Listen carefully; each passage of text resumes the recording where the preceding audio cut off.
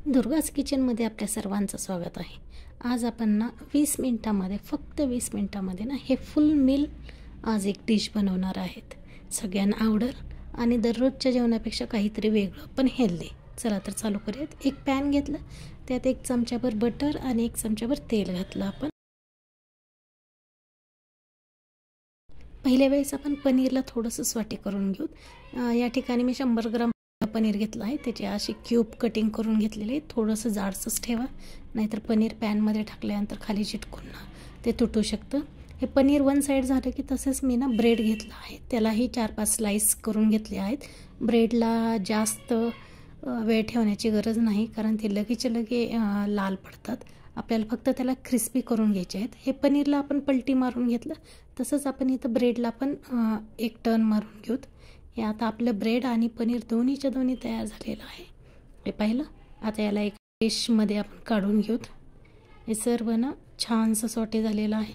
याच्यावर तुम्ही थोडंसं स्प्रिंकल व्हाईट पेपर आणि थोडंसं मीठ करू शकता। त्याच पॅनमध्ये थोडासा अर्धा चमचा बटर आणि अर्धा चमचा तेल घेतलं आहे आणि ज्या काही आपल्याजवळ अवेलेबल भाज्या असतील ना त्या सर्व आपण या ठिकाणी घेणार आहेत। या ठिकाणी मी 3 शिमला मिर्च, थोडीशी ब्रोकली घेतली आहे आणि थोडंसं स्वीट कॉर्न पण मी याच्यामध्ये घालणार आहे। तुमच्याजवळ जर या ठिकाणी जर ग्रीन पीस असतील किंवा मशरूम असतील तेही तुम्ही ॲड करू शकता। या ठिकाणी थोडंसं मीठ टाकूत आपण आणि थोडंसं मी व्हाईट पेपर टाकणार आहे। पिंच मला फक्त लागणार आहे, जास्त मला ना हे स्पायसी नाही बनवायचं। आणि आपल्या बटरमध्ये सॉल्ट असतं, त्याच्यामुळे मी सॉल्ट थोडंसं कमीच वापरत आहे या ठिकाणी। हे आपले स्वीट कॉर्न गेले, हे फ्रोझन स्वीट कॉर्न आहेत। जे काही अवेलेबल भाज्या असतील त्या तुम्ही याच्यात यूज करू शकता। या ठिकाणी तुम्ही गवारीची शेंग किंवा कांदा हेही तुम्ही या ठिकाणी यूज करू शकता। त्याला छानशी एक वाफ देऊन घेतली। छानशा भाज्या शिजल्यानंतर त्या काढून घेतल्या। त्याच पॅनमध्ये आपण आणखीन थोडंसं बटर आणि थोडंसं तेल टाकलं। या ठिकाणी 2 चमचे आपल्याला मैदा लागणार आहे। पहिल्यांदा मी 1च चमचा याच्यामध्ये टाकते, त्याला छानसं गोल्डन ब्राऊन खरपूस करून घेते। छानसं कलर चेंज झालं की याच्यामध्ये मी दुसरा चमचा मैदा टाकते। असं केल्यानं काय होतं, लूम्स होत नाहीत। एकदमच जर आपण टाकलं ना तर कसं असतं, आपल्याजवळ जे बटर किंवा तेल असतं ना त्याची क्वांटिटी कमी असते, त्याच्यामुळे लूम्स होण्याची शक्यता असते। त्याच्यामुळे ही मी मेथड वापरली आहे। दुसरीकडे अर्धा चमचा तेलामध्ये थोडंसं लसूण अद्रक टाकून चॉप्ड जरी असलं तरी चालेल। या ठिकाणी मी टाकणार आहे चिली फ्लेक्स टाकणार आहे।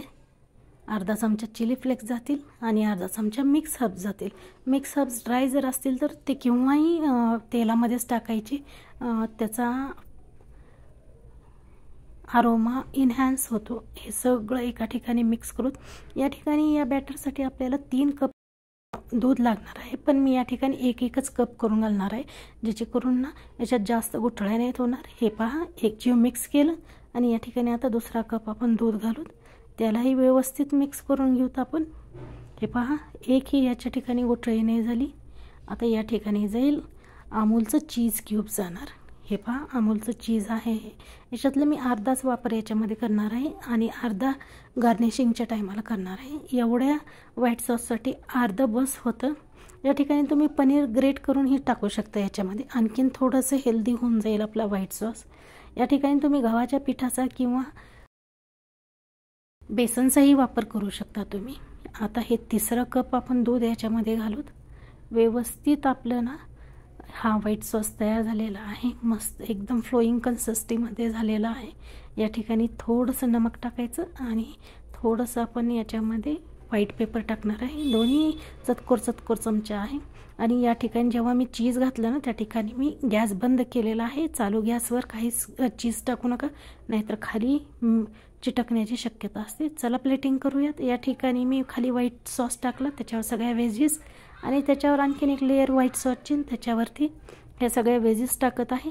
साईडनं हे आपले एकदम सुंदर असे पनीरचे क्यूब येतील। या ठिकाणी अख्खे मशरूमही टाकू शकता तुम्ही, साईडनंच करू शकता, तेही खूप छान दिसत।